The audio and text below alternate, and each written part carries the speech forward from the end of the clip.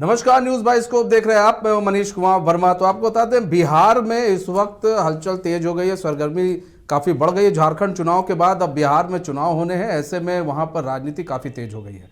और लल्लन सिंह के एक बयान ने तो राजनीति और गर्म कर दिया। लल्लन सिंह का बयान आया था कि अल्पसंख्यक वोट नहीं करते हैं उन्हें।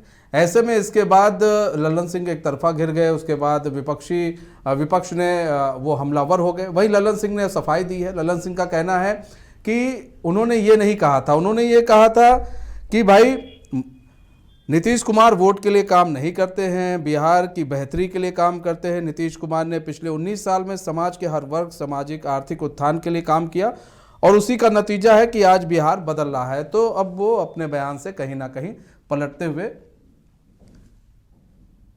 नजर आ रहे हैं। तो हमारे साथ एसके राजीव जुड़ चुके हैं, बिहार संपादक हैं, लाइव जुड़ चुके हैं। एसके राजीव जी, लल्लन सिंह के बयान ने एक बार फिर से बिहार में सियासत काफ़ी बढ़ा दी है। बिहार में ठंड काफ़ी है और ऐसे इस बीच में लेकिन सियासी गर्मी काफ़ी बढ़ गई है वहाँ पर।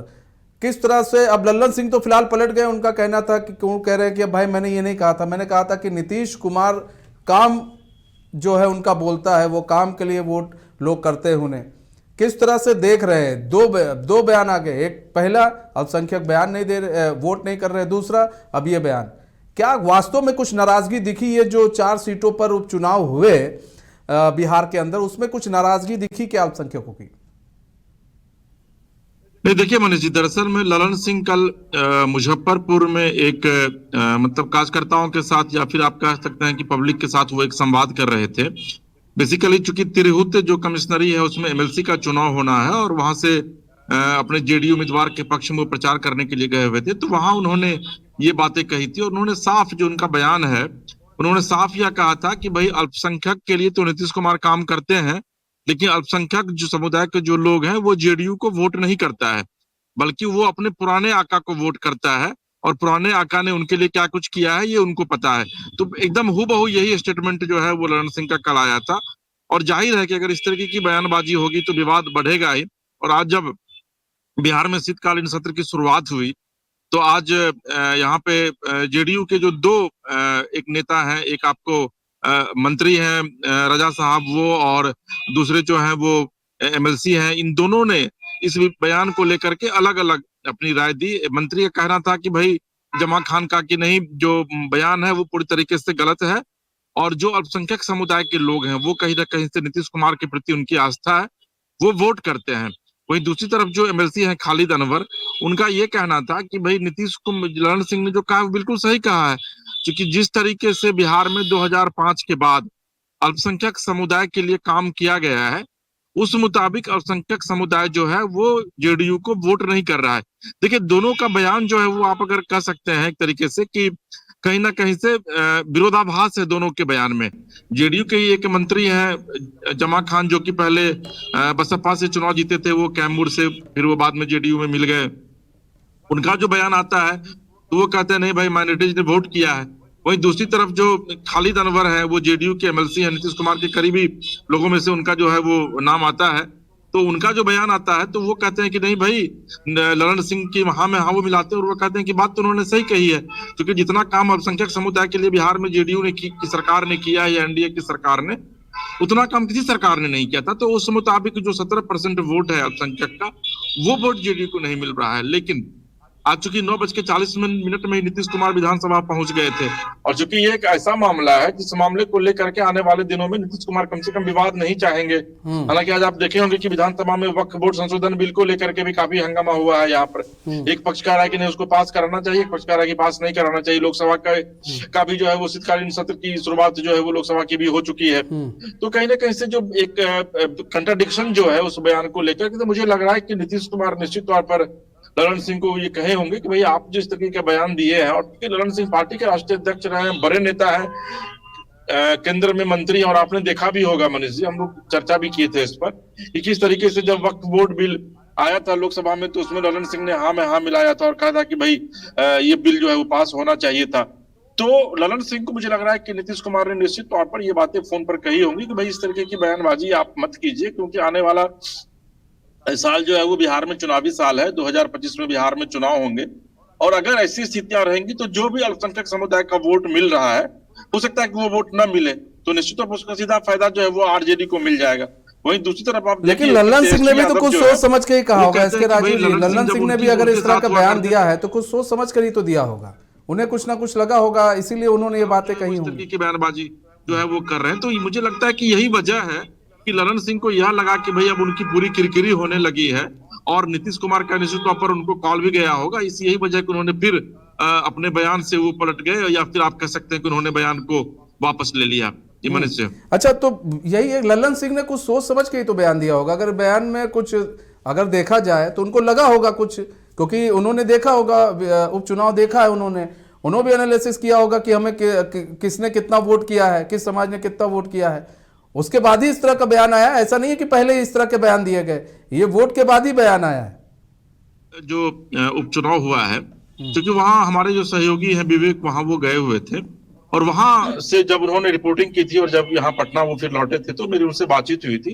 तो उन्होंने कहा कि कई मुस्लिम जो महिलाएं थी मतदाता, उनके नब्ज को उन्होंने टटोलने की कोशिश की थी विवेक ने, और मुस्लिम महिलाओं का कहना था कि नीतीश कुमार ने इतना काम किया है महिलाओं के लिए, तो वो लोग नीतीश कुमार को वोट कर रहे हैं। यानी कि मनोरमा देवी जो वहां से जीती है, जेडीयू की कैंडिडेट थी, उनको वो लोग वोट करें। और ये बात, इस बात में सच्चाई भी है, क्योंकि जो बेलागंज की जो सीट है वो यादव और मुस्लिम बाहुल्य वो सीट है, तो यादव का वोट का जो है वो कहीं ना कहीं से निश्चित तौर पर बंटवारा हुआ है। क्योंकि जो विश्वनाथ यादव थे वो सुरेंद्र यादव के बेटे हैं, तो यादव का वोट उनको मिला। लालू प्रसाद यादव खुद वहां पर कैंपेन कर रहे थे, मुस्लिम का भी उनको वोट मिला है। जबकि हिना साहब के, साहबुद्दीन के जो बेटे हैं, वो वहां पर गए हुए थे चुनाव प्रचार में। लेकिन जो मुस्लिम महिलाओं का वोट है वो मुझे लगता है कि निश्चित तौर पर जेडीयू को मिला है।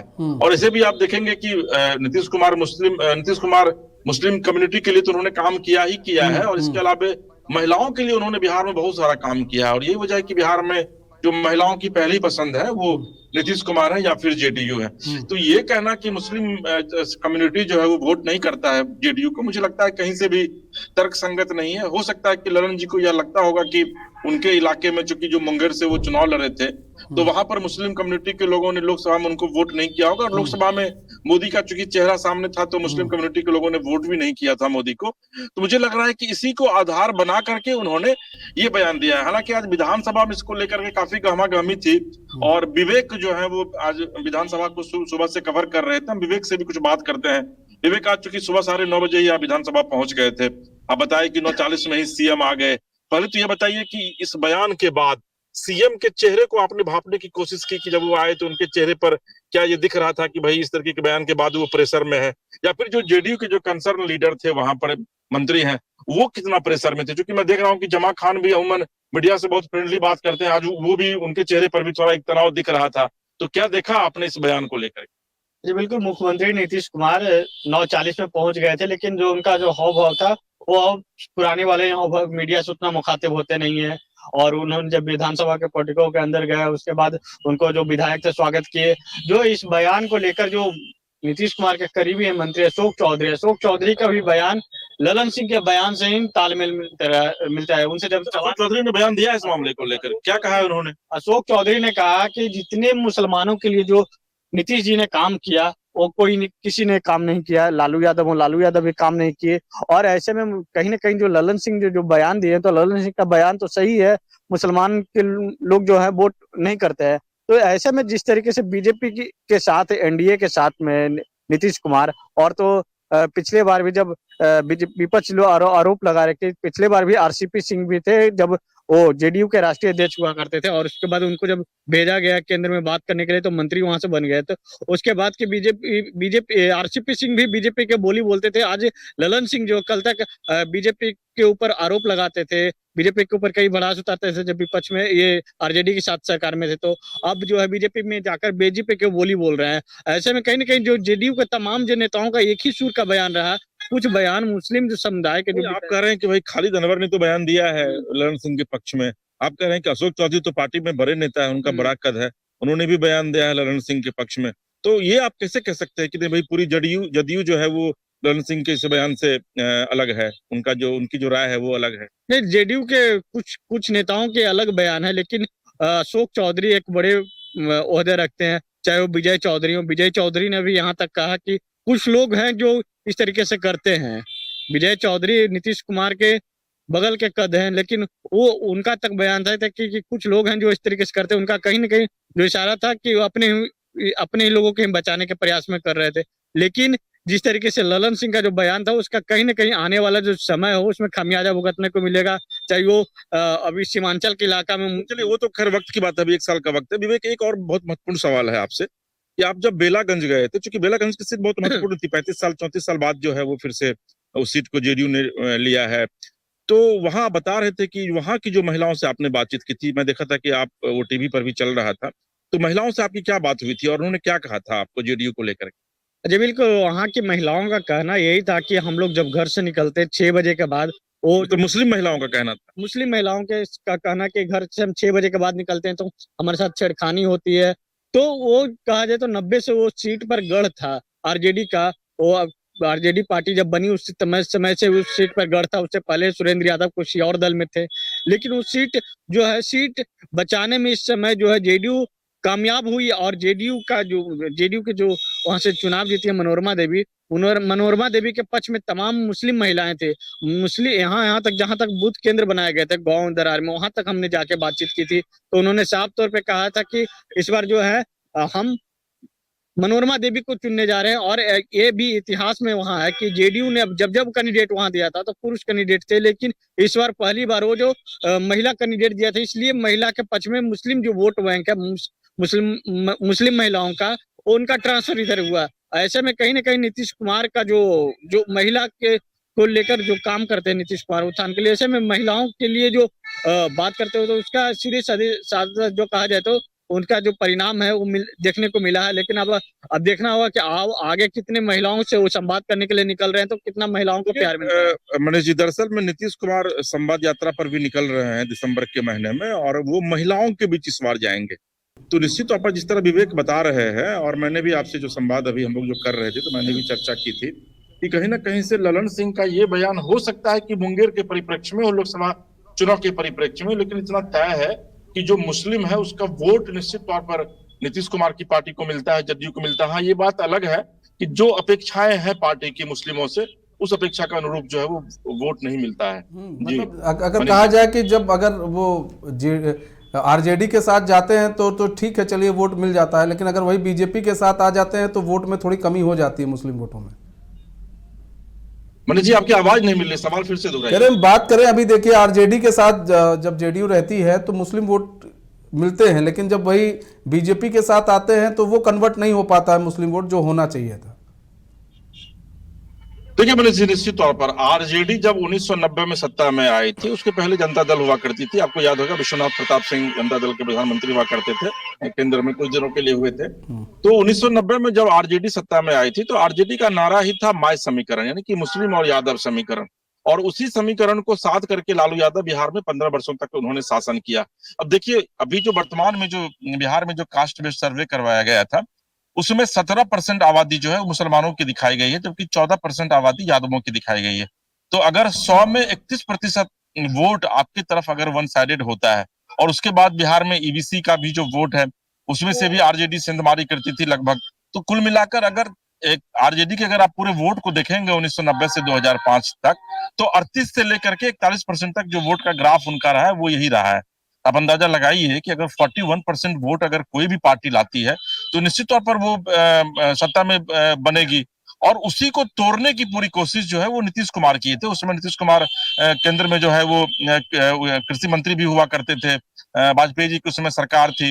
तो नीतीश कुमार ने उसको समझा और उसको तोड़ने की कोशिश की। जब 2005 में सत्ता में आए तो यही नीतीश कुमार हैं जिन्होंने कब्रिस्तान की सबसे पहले घेराबंदी करवाई, मुसलमानों को कई उन्होंने गिफ्ट दिया, जो मुस्लिम के लिए अलग से कई उन्होंने बिल विधानसभा में पेश किया। तो नीतीश कुमार को यह लगा कि भाई जो मुस्लिम वोट बैंक है वो अगर कुछ भी टूटता है, और वो टूटा भी। 2005 के बाद अगर आप 2010 की बात करें तो 2010 में यही आरजेडी है जिसके पास मात्र 20 विधायक हुआ करते थे। मनीष जी, आप अंदाजा लगाइए कि 211 के करीब जेडीयू के पास, मतलब एनडीए के पास विधायक का स्ट्रेंथ था उस समय। तो अगर आप इतने बड़े पैमाने पर जीत के आते हैं तो निश्चित तौर पर अल्पसंख्यक यानी कि मुस्लिम का वोट जेडीयू को मिल रहा था, बीजेपी को नहीं मिल रहा था, लेकिन जेडीयू को मिल रहा था।